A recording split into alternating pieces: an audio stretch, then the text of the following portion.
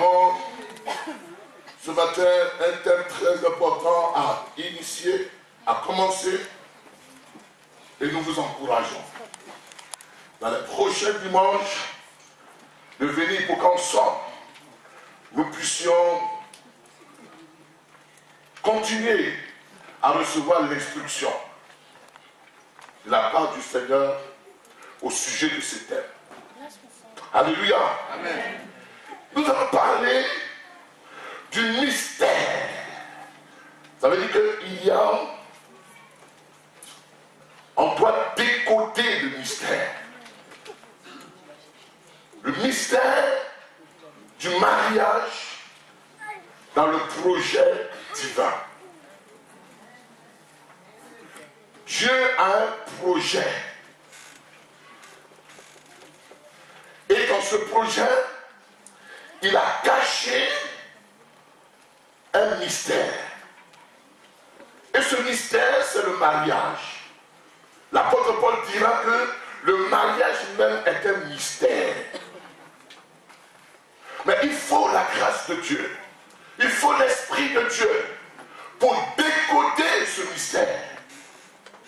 Or, ce mystère est étroitement lié à ton objectif de vie sur la terre.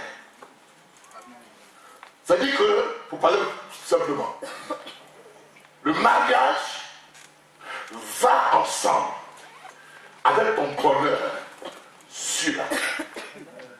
Il va ensemble avec la vocation, parce que chacune des créatures que Dieu a faites à ces créatures est assigné un mandat, un objectif de vie, une vocation. Il y en a qui sont venus sur la terre pour être des pasteurs.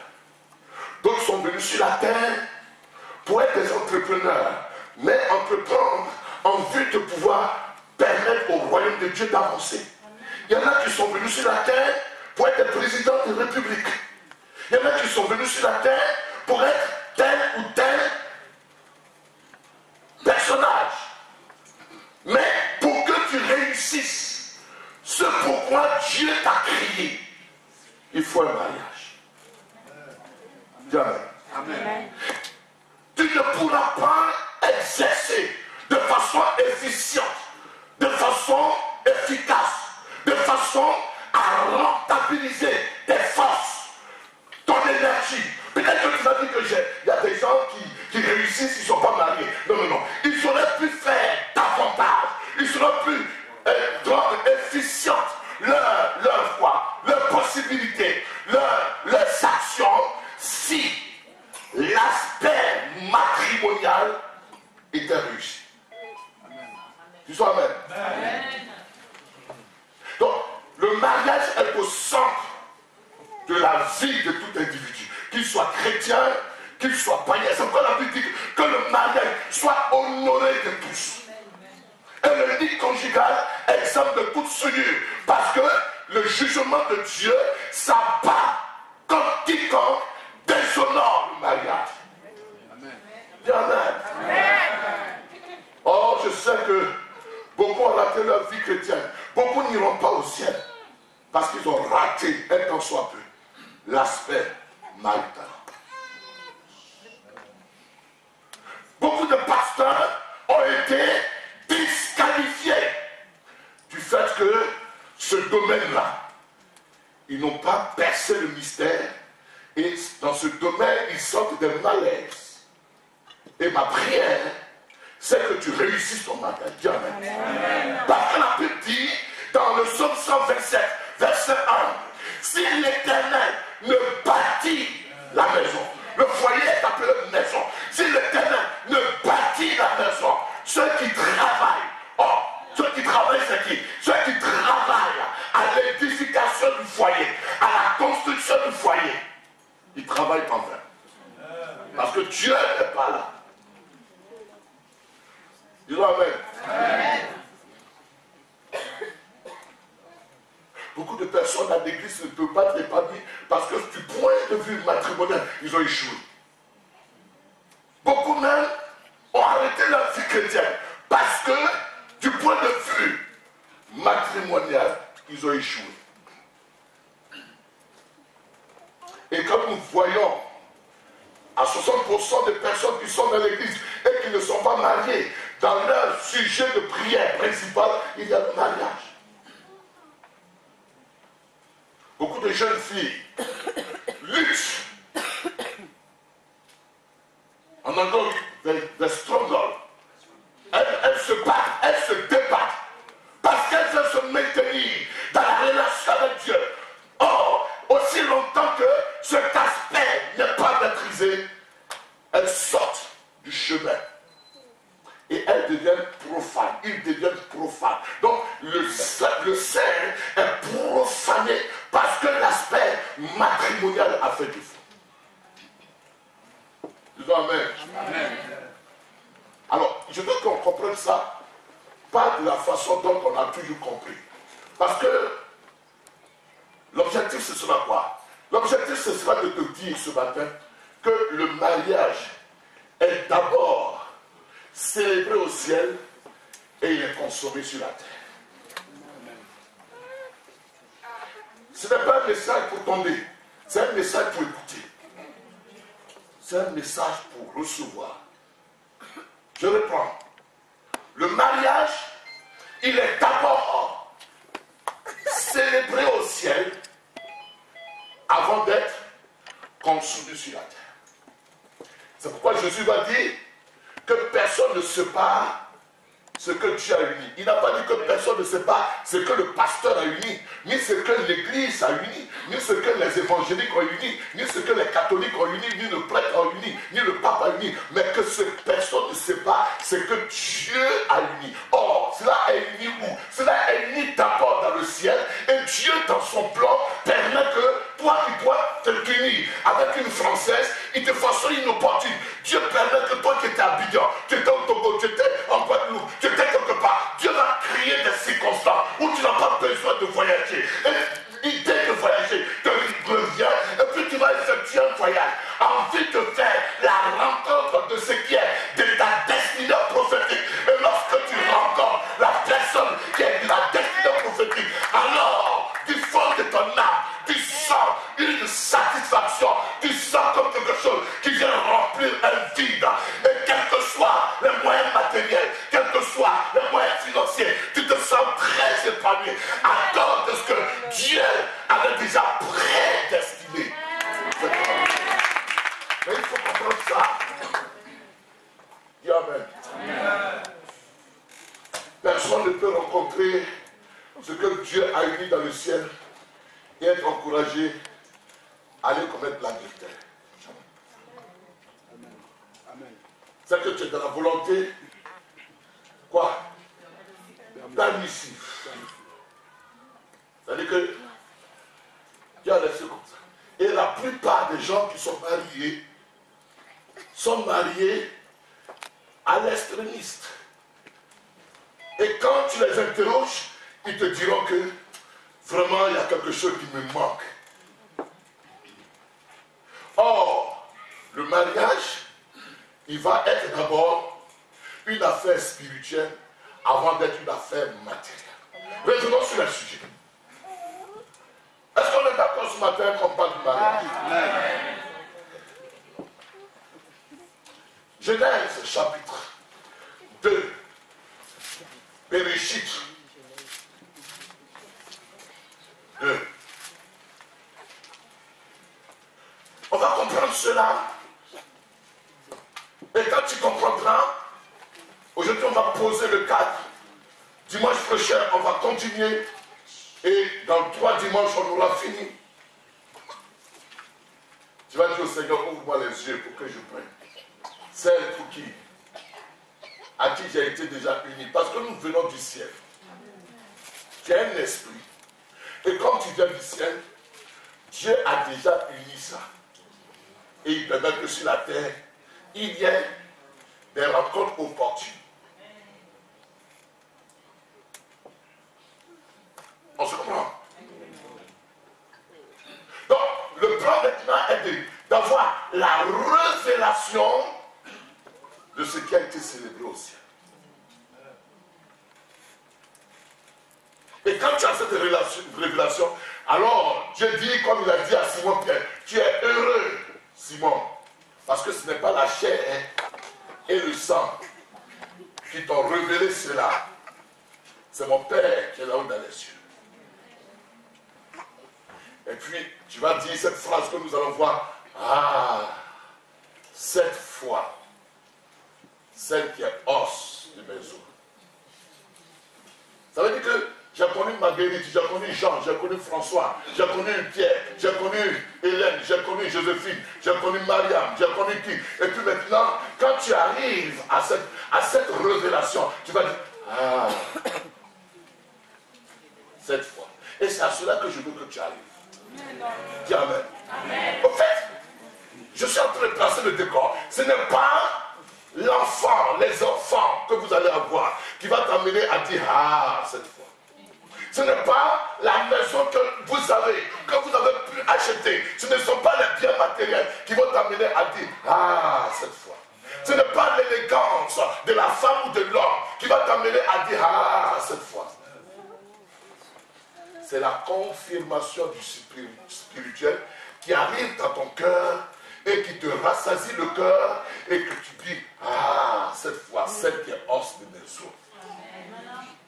Mais aussi longtemps qu'il n'y a pas cette connexion, tu seras en train de te marcher d'insatisfaction en insatisfaction, d'insatisfaction en insatisfaction, d'ouverture des yeux sur ce qui n'est pas, sur ce que tu cherches, parce que tu n'as pas encore trouvé celle qui est comme quoi, la connexion spirituelle. Et je vais vous amener, pour ceux qui ne sont pas mariés, à vous amener à cette parfaite volonté de Dieu. Et pour ceux qui sont mariés et qui certainement, à l'issue de l'enseignement que je vais donner, qui savent qu'ils se sont trompés, qu'ils puissent se ressaisir, se conforter, faire courage, prendre courage, afin que dans cette situation, tu ne puisses pas chavirer comme un bateau qui a perdu le frein. Amen. Et dis Amen. Je ne sais pas si bateau perd frein.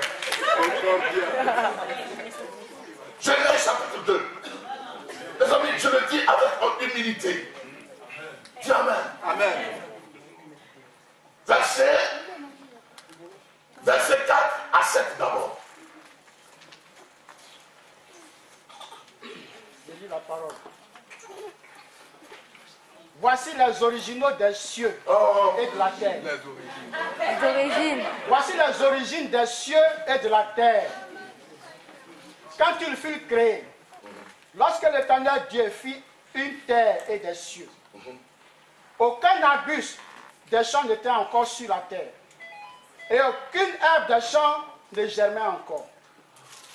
Car l'Éternel Dieu n'avait pas fait pleuvoir sur la terre, et il n'avait point d'homme pour cultiver le sol. Mais une vapeur se leva de la terre et arrosa toute la surface du sol. L'Éternel Dieu forma l'homme de la poussière de la terre. Il souffla dans ses narines un souffle de vie et l'homme devint un être vivant. Alléluia. Amen. Ok, merci franchement. Et puis vous connaissez la suite, on va le commenter au fur et à mesure. Verset 18 dit que l'Éternel Dieu dit, il n'est pas bon que l'homme soit seul.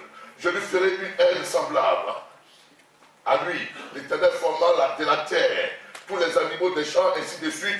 Et puis on arrive au verset 20. Et l'homme donna des noms à tout le bétail, ainsi de suite. Mais il ne trouva pas point d'aile semblable. Verset 21.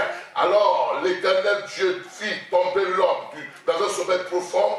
Et il s'endormit. Puis, ainsi de suite. Il retire une corde de sable de son côté. Et l'Éternel Dieu forma la femme de la corde qu'il avait prise de l'homme et l'amena vers l'homme. Et l'homme dit, voici cette fois, si celle qui est os de mes os et chair de ma chair, on l'appellera femme. On va expliquer ce que veut dire femme. On l'appellera femme. Parce qu'elle a été prise de l'homme. C'est pourquoi l'homme quittera son père et sa mère et s'attachera à sa femme. Et ils deviendront, pas ils seront, mais ils deviendront. C'est un verbe d'état. Ils deviendront. Ça prend du temps. Ils deviendront. On s'est trompé et on a dit ils sont maintenant. Non, non. Ils deviendront. Pour devenir, il y a des actions. C'est une action. Il y a une action qui va être révélation-là va les amener à devenir. Amen.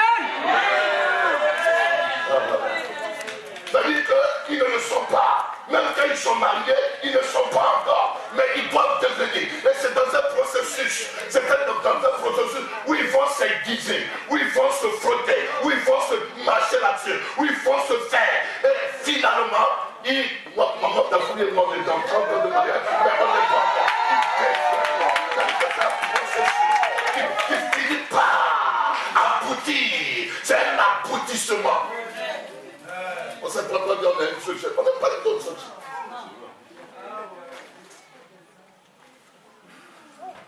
Ok. Amen. D'abord, la Bible dit au verset 4 qu'on a lu. Voici les origines des cieux et de la terre. Quand il fut créé, lorsque l'Éternel fit la terre et les cieux. Bon, toi tu vas dire ça comme ça vite. Or, ça signifie quelque chose. Voici les origines des cieux et de la terre. Et puis après, c'est comme s'il s'est trompé, dit, quand Dieu fit la terre et les cieux. Pourquoi il change d'ordre? Or, dans Genèse chapitre 1, verset 1, au commencement, Dieu créa, il sait quel Dieu? C'est le Dieu de la création. Dans sa fonction, on l'appelle Elohim. Elohim, c'est celui qui est c'est le Dieu de la création. C'est plus tard, lorsqu'il va être question de se manifester, de se révéler sur la terre, on va dire l'Éternel Dieu. Donc son nom va changer, il va passer d'Elohim, il va devenir Adonai. Mais avant cela, il est le Dieu de la création. Donc Elohim créa les cieux et la terre. Amen. Mais pourquoi c'est mis là comme ça? Pour dire que Dieu, avant toute chose, avant de parler de mariage, va définir un domaine dans lequel le mariage va s'exercer. Le domaine de définition du mariage. Prenez-moi. Dieu va permettre que le mariage puisse avoir un domaine de définition. Ça veut dire quoi? Le mariage va se réaliser dans le ciel, mais il va être consommé sur la terre. Donc c'est une affaire qui a une dimension spirituelle et qui a aussi une dimension matérielle. Le mariage, c'est une affaire du ciel qui se produit sur la terre. C'est une affaire qui a une dimension où les concernés doivent être emmenés dans une dimension spirituelle afin que si la dimension spirituelle est maîtrisée, la dimension matérielle, l'aspect matériel du mariage soit facilité. Je préfère aller doucement pour qu'on se comprenne. Ça veut dire qu'il faut d'abord maîtriser l'aspect spirituel. Alors, comme l'aspect spirituel est maîtrisé, comme la spiritualité est mise en avant, l'aspect matériel, social, humain sur la terre, ça va être plus facilité et ça va devenir agréable. Pourquoi? C'est pourquoi au commencement, Dieu va créer l'homme. Mais quand vous lisez la Bible et vous voyez l'homme, vous n'allez pas bien comprendre parce qu'il s'agit de l'homme Adam ou l'homme Ève. Mais l'homme, et l'homme qu'il crée, il va lui donner d'abord une dimension spirituelle. C'est pourquoi vous allez voir dans le verset 28 de ce chapitre 1, Dieu va dire, créons l'homme à notre image, selon notre ressemblance. C'est-à-dire que l'homme va revêtir une dimension spirituelle parce que être de l'image de Dieu, c'est être du caractère de Dieu. Mais Dieu ne parle pas d'abord de mariage. Donc Dieu va faire que l'homme qui veut dire Adama, l'homme Adam, l'homme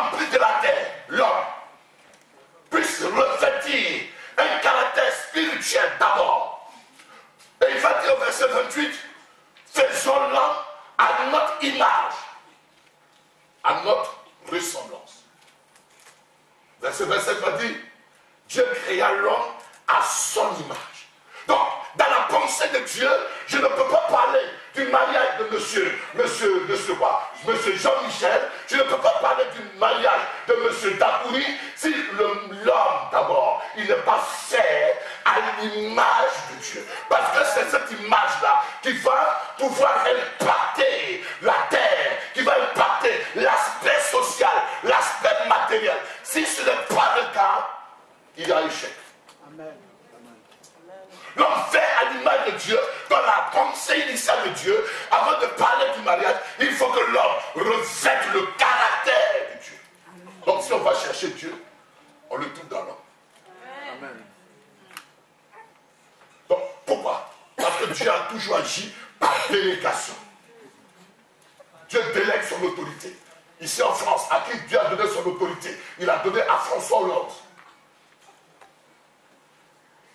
Dans le travail dans lequel tu es, à qui Dieu a donné l'autorité, il a donné au patron. Dans le foyer, à qui Dieu va déléguer l'autorité, Dieu va la déléguer d'abord à l'homme Adam, à l'homme, sexe masculin, qui est dans une dimension masculine. Amen. Oh, Dieu aurait pu créer Ève avec Adam. Mais Dieu crée d'abord l'homme. Pourquoi? Parce que Dieu veut déléguer son autorité à un représentant qui est dans le foyer qu'on appelle Adam, homme. Amen. Donc si on accomplit cela, on ne peut pas sortir d'un cadre chrétien pour donner l'autorité du foyer à l'homme qui n'est pas converti. À moins que sur la route, nous deux on n'était pas convertis, et puis maintenant sur la route, la dame devient convertie. Dieu va donner dans ce cas-là l'autorité spirituelle à la femme. Mais dans le plan de Dieu, pour qu'il y ait harmonie, pour qu'il y ait harmonie, Dieu va donner l'autorité à qui? À l'homme. Oh, et quel enfant, parce que je n'ai pas encore bien décollé. Dis Amen. Amen. Alors, c'est pourquoi vous allez voir que dans la tradition juive, on est juif, pas parce que son père est juif, mais parce que sa mère est juive. On est juif par lien maternel. Tu comprends? Ok. Donc, Dieu veut donner l'autorité à qui? À l'homme.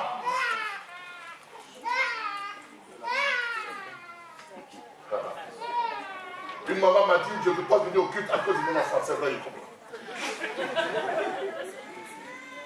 Disons Amen. Amen.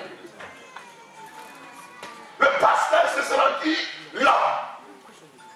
Le représentant de Dieu, ce sera qui? L'homme. Celui qui reçoit délégation de Dieu, ce sera qui? L'homme. Mais pour que l'homme puisse être le délégué de Dieu, il faut qu'il reçoive le caractère de Dieu. Ça dit quoi? Quand on cherche Dieu dans le foyer, c'est l'homme. Donc vous pouvez dire que c'est hors sujet. Quand l'homme n'est pas, il n'a rien avec Dieu, il ne peut pas assumer la délégation selon le concept de Dieu. Amen. Amen. Je ne dis pas ça ce matin pour ceux qui n'ont pas reçu cela et qui se sont mariés ou celles qui se sont mariées à quelqu'un qui n'est pas converti. Non, ce n'est pas pour vous frustrer, mais je vous donne ce matin la pensée de Dieu, la conception du mariage de Dieu. Dieu veut que la femme, elle soit avec Ève, dont on va parler plus tard, elle soit avec l'homme, mais l'homme fait à l'image de Dieu, selon la ressemblance de Dieu, selon le caractère de Dieu. Amen. Amen.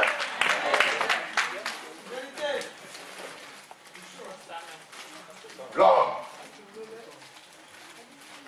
Deuxièmement, Dieu va prendre le temps. Vous allez voir que dans le chapitre 2, le verset 7, Dieu va souffler dans l'homme. Il va lui donner son roi. il va lui donner son esprit. Parce que c'est dans la mesure où j'ai l'esprit de Dieu que je peux penser comme Dieu, je peux parler comme Dieu, je peux réfléchir comme Dieu, je peux agir comme Dieu, je peux temporiser les situations comme Dieu, je peux gérer les choses comme Dieu. Amen. Donc Dieu prend le temps de former l'homme en soufflant son esprit. Donc, si nous voulons être dans le concept néo-testamentaire, l'homme reçoit la vie de Dieu, l'esprit de Dieu, il devient né de nouveau. Parce qu'on ne peut pas parler de mariage à quelqu'un qui n'est pas né de Dieu. Il ne verra pas les choses selon la pensée initiale de Dieu. Amen. Amen. Donc, Dieu souffre en lui. Disons Amen. Alors, est-ce que ce matin, tu es l'homme selon la ressemblance de Dieu? Et quand c'est cela, si je suis chrétien, je dois prier pour que Dieu m'amène l'homme fait à l'image de Dieu. Tu vois?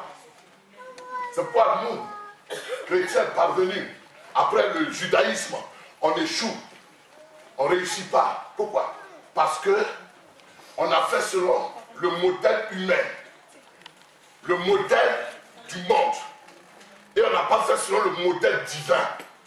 Or, comment tu peux coudre une veste si tu ne suis pas le modèle de quoi? De celui du styliste, du tailleur. Comment tu peux construire une maison sans suivre le modèle de l'architecte? Donc si tu veux prendre toi-même ton modèle, après la maison va s'écrouler. Pourquoi? Parce que tu n'as pas suivi ton modèle. Le modèle divin. Or, le modèle divin, c'est qu'il va créer le foyer et Dieu va donner délégation à l'homme. Mais ce n'est pas n'importe quel homme. Parce que le mariage, ce n'est pas une question de libido. Ce n'est pas une question de relations sexuelles.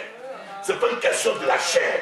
C'est une question d'ordre spirituel. C'est une question prophétique même. Parce que quand Jésus vient, la première chose qu'il va faire, il va aller au mariage de noces. Et la Bible dit que l'Église, elle épouse le Christ. Et la Bible dit encore que quand Jésus va venir, on va être aux noces de l'agneau. Donc ce n'est pas une question d'embrasser. Ce n'est pas une question. Parce que même quand on va voir, très bien voir cet enseignement, la question spirituelle, quand elle a fait défaut, embrasser là, ça ne vient pas. Ça ne peut pas venir. Dis Amen. Deuxièmement, bon, l'homme a une responsabilité spirituelle. Et la sœur en Christ, elle va être dans l'église. Elle va chômer. Son célibat va durer. Pourquoi? Parce que l'homme n'est pas dans l'église. Donc si elle est de Dieu, si elle est spirituelle, son cœur ne va pas trop battre. Elle va voir des gens avec des voitures, elle va voir des gens beaux, en beau costume, et son cœur ne va pas battre. Pourquoi? Parce que Dieu va faire en sorte que son cœur batte lorsqu'il y aura l'homme. Parce que l'homme va assurer la sécurité. Parce qu'on va voir plus loin que lorsque Dieu s'en prend à l'homme, il va dire, c'est pourquoi l'homme quittera son père et sa mère. Il n'a pas dit la femme, l'homme. Donc d'abord, il faut régler la question de la relation de l'homme avec Dieu. Amen. Parce qu'il va avoir les commandes. Mais les commandes qu'il va avoir, c'est les commandes d'ordre spirituel.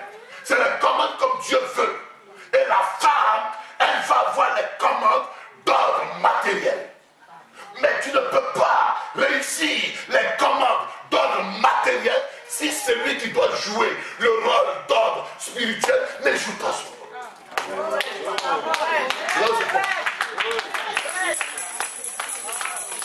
On se comprend?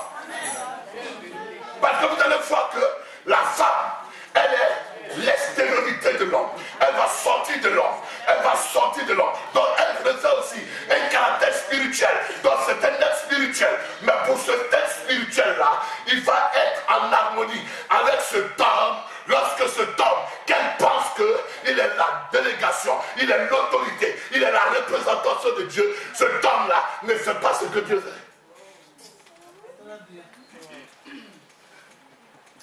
Je vous donne un exemple.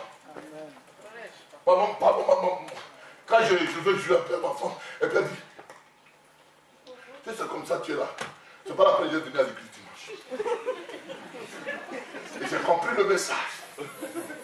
Bon, ton mari ne peut pas, ta femme ne peut pas parler parce que toi tu ne prêches pas. Mais en réalité, toutes les femmes, elles réagiraient de la même façon. Parce que si moi je dois prêcher la crainte de Dieu, je dois prêcher la sainteté, je dois prêcher l'obéissance, je dois prêcher, il faut aimer ton mari, il faut aimer sa femme, il faut aimer, je dois prêcher et donner des leçons, et que je ne sois pas moi-même l'exemple. Ma femme n'a pas raison de venir là. Elle n'a pas raison de venir que je dis prions, quand je dois prier. Or, c'est à moi qui ai donné le devoir de rassembler la famille. Parce que le prêtre de la famille, le pasteur de la famille, c'est l'homme. Disons amen. Mais comment une femme qui est sortie de l'homme et qui est supposée que l'homme est la représentation de Dieu, est le pasteur, et que l'homme soit infidèle, et que l'homme soit, il soit quoi? Il soit un gourou, et que l'homme soit un tyran, et que l'homme ne soit pas un modèle, et que l'homme soit un courant de jupon, comme la femme, elle va s'asseoir, et l'homme va lui imposer la main. Or, l'imposition de la main, la protection de la femme, tout ce qu'il faut, c'est dans la relation, le chrétien avec Dieu. Donc, la relation de l'homme et la femme va amener la femme à se soumettre. Amen. Pas de soumission s'il n'y a pas l'homme. Pas de soumission. Alors, deuxièmement, quand j'ai compris que l'homme est le délégué de Dieu, le représentant de Dieu, celui qui a le quoi? L'autorité, mais que Dieu lui a délégué, alors il va dire au verset 18. C'est pourquoi il n'est pas bon que l'homme soit seul. Il parle de l'homme, Adam. Parce qu'en français c'est mal. À la maison, comme j'ai l'avantage de dire, et la Torah, et la Bible, bon, je comprends un peu. Mais pour celui qui n'a pas fait l'école que je fais, il va dire les choses. La Bible dit qu'il n'est pas bon que l'homme, qui est mon représentant, soit seul. Le pasteur soit seul. Je lui ferai quoi? Je lui ferai quoi? Une aide. Je lui ferai une aide. Or, en hébreu, je lui ferai une Nedo. J'attends une Nedo. Nedo. Voilà. Voilà, on va comprendre. Il n'est pas bon que l'homme soit seul. Comme il est mon représentant, il n'est pas bon qu'il soit seul. Je lui ferai une Nedo. Ça veut dire quoi? Je lui ferai quelqu'un qui va être Nedo révèle deux sens. C'est-à-dire que l'aide semblable veut dire je lui ferai quelqu'un qui est avec lui, ou bien encore quelqu'un qui sera contre lui. Comprenez le verset 18. Les pasteurs ont prêché ça comme ça, mais ils ne se sont pas bien rendus compte. Donc, l'aide semblable, avec Nedo, dans l'hébreu biblique veut dire, je lui ferai une aide semblable, quelqu'un qui sera avec lui, ou quelqu'un qui sera dos à dos contre lui.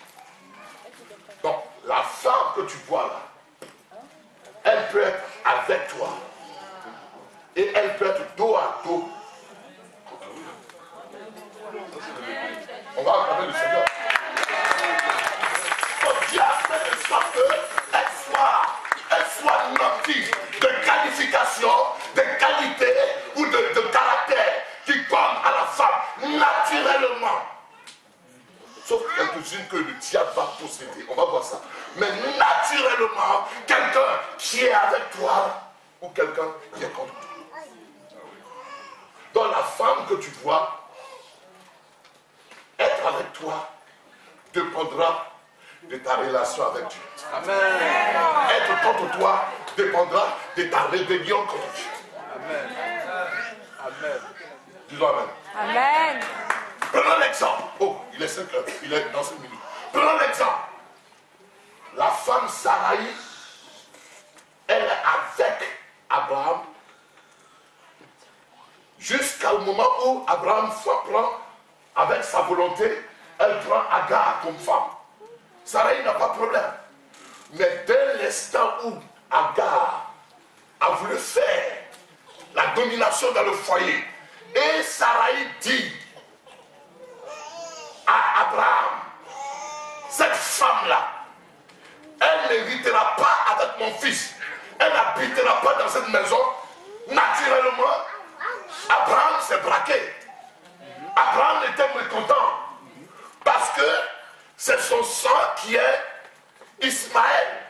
Or Ismaël, il n'est pas né d'une femme qui est juive, c'est Sarai qui est juive. Agar, elle était égyptienne.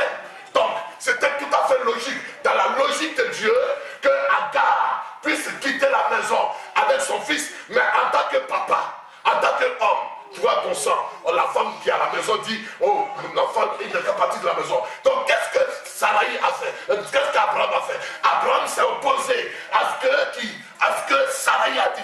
Et Dieu va intervenir pour dire, écoute ce que dit Sarai. Amen. Amen. Alléluia. Donc, la femme, elle sera pour toi aussi longtemps que tu te conduiras de façon à obéir à Dieu. De façon à obéir aux principes. Oh.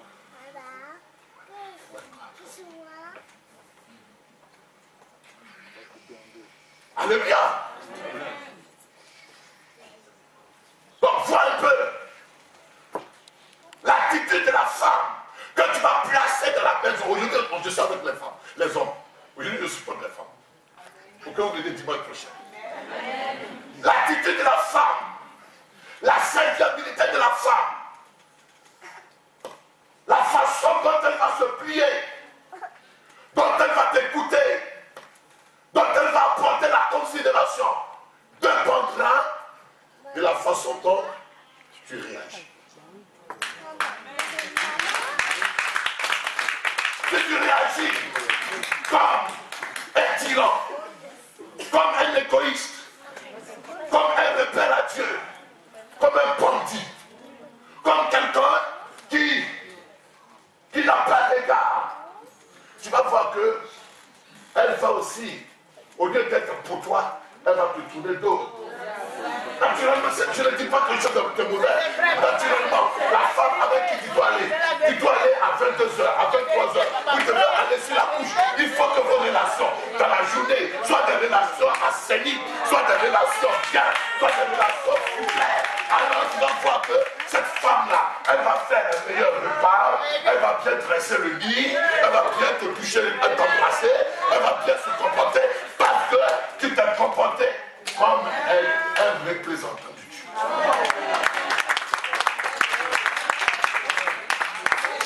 Amen. Donc, si l'homme est la représentation du ciel, la femme est la représentation de la terre.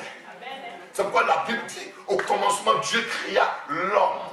Et Dieu créa les cieux spirituels et Dieu créa enfin la terre matérielle. Qui est-ce qui arrose la terre? C'est le ciel. Qui est-ce qui donne à la terre de porter de bons fruits? C'est le ciel. Qui est-ce qui ensemence la terre? C'est le ciel. Qu'est-ce qui fait que la terre, elle n'est pas une terre désertique? C'est le ciel. Donc aussi longtemps que le ciel est capable d'ensemencer la terre, donc de pouvoir entretenir la terre, de pouvoir donner de bonnes paroles à la terre, de bonnes conditions à la terre, naturellement, la terre va produire.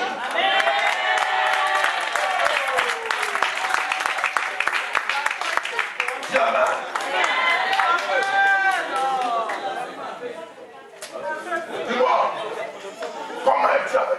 Comment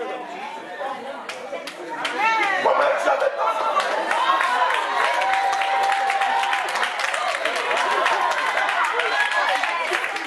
Comment tu es avec ta femme? Alors, je termine. Quand Dieu va se révéler à la femme, à l'homme, Dieu va dire au verset 21, on va dire ça rapidement. C'est tel que il faut aller vraiment de façon à ce qu'on se comprenne. C'est pourquoi c'est un danger. C'est un danger que la femme chrétienne, elle fasse fi du modèle de Dieu et qu'elle se mette dans une relation avec celui qui n'est pas à l'image de Dieu. C'est un danger. Parce que naturellement, elle en elle des dispositions naturelles d'être favorable ou de tourner dos. Parce que la femme qui est convertie, qui est née de nouveau, elle voudrait entretenir des relations d'abord à quelqu'un qui est représentant de Dieu, quelqu'un qui prie, quelqu'un qui jeûne, quelqu'un qui aime le Seigneur, quelqu'un qui craint Dieu, quelqu'un qui obéit à la parole de Dieu, quelqu'un qui se souvient à Dieu. Naturellement.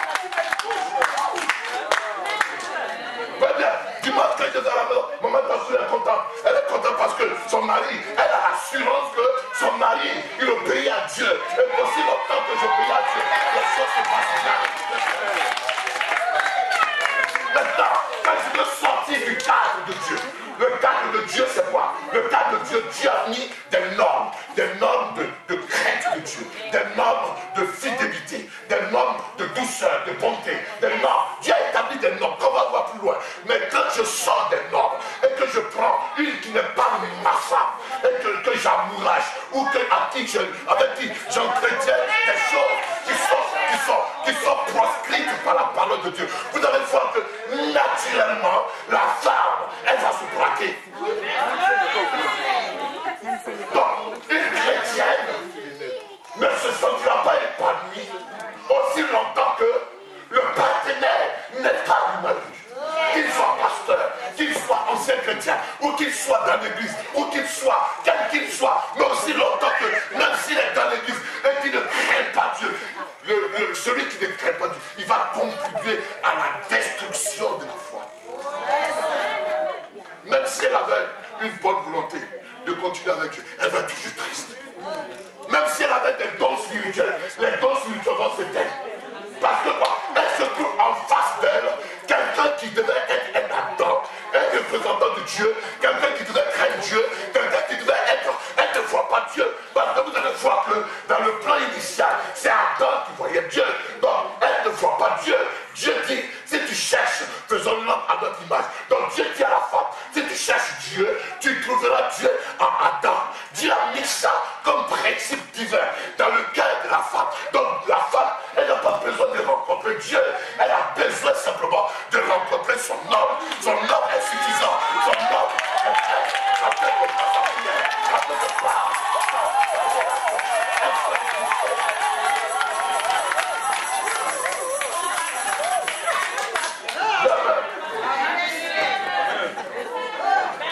Que Dieu vous bénisse. On va voir ça la prochaine fois. Parce qu'il y a deux aspects que tu dois savoir. Dieu dit, l'homme dit, on l'appellera femme. Ah, là ça change. Or, dans la définition hébraïque, dans l'hébreu biblique, femme veut dire feu. Femme veut dire feu. Femme veut dire feu. Donc il va lui donner deux noms. Trois noms. On l'appellera femme. Femme veut dire feu. Femme veut dire aussi Isha. Isha veut dire époux. Et plus loin, quand ils vont pécher, il va donner à la femme le nom de Ève. On va voir ça. Mais pourquoi Dieu veut que la femme s'appelle Isha? Et puis on verra dimanche que les deux étaient nus et ils n'en avaient pas honte. Parce qu'en définitive, pour couper pour cette affaire, parce qu'on a 5 minutes pour terminer, pour couper pour cette affaire, la femme c'est elle qui dévoile. Puisqu'elle est sortie de toi, elle dévoile ton intériorité. C'est-à-dire que tu ne pourras jamais te connaître aussi longtemps qu'il n'y a pas une femme devant toi. J'explique. Ça veut dire quoi? Je vais prendre une jeune fille. Maman vient. Voilà, viens. Voilà, je termine avec ça. On l'appellera femme. Isha. Moi, je suis à toi. Suivez-moi. Suivez-moi. Et on vous expliquera pourquoi les frères de Joseph l'ont conduit en Égypte.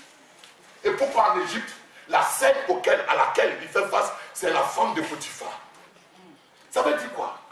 Quelle que soit ta spiritualité, quelle que soit ta prière, quelles que soient même les belles prédications que tu donnes à l'église, quel que soit le nom qu'on peut te donner, comme pasteur, révérend, bishop, ou quel que soit le nom que tu as, ta vraie spiritualité, elle se définira aussi longtemps que tu seras en face d'une femme.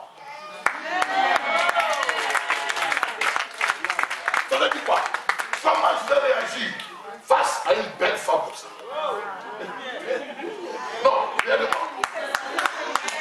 Rien de moi.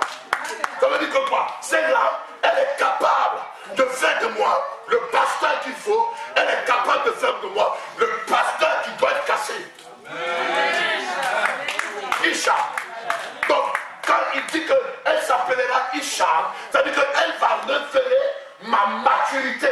Elle va révéler la vraie spiritualité. C'est pourquoi les frères de Joseph, lorsqu'ils le vendent, ils le vendent où? Ils le vendent en Égypte. Or, Égypte était la cité de la prostitution. Afin que, quand il va en Égypte, il puisse tomber dans le péché de la prostitution. Alors, les frères de Joseph l'envoient, et comme il était un homme intègre devant la femme de Potiphar, il a pu tenir.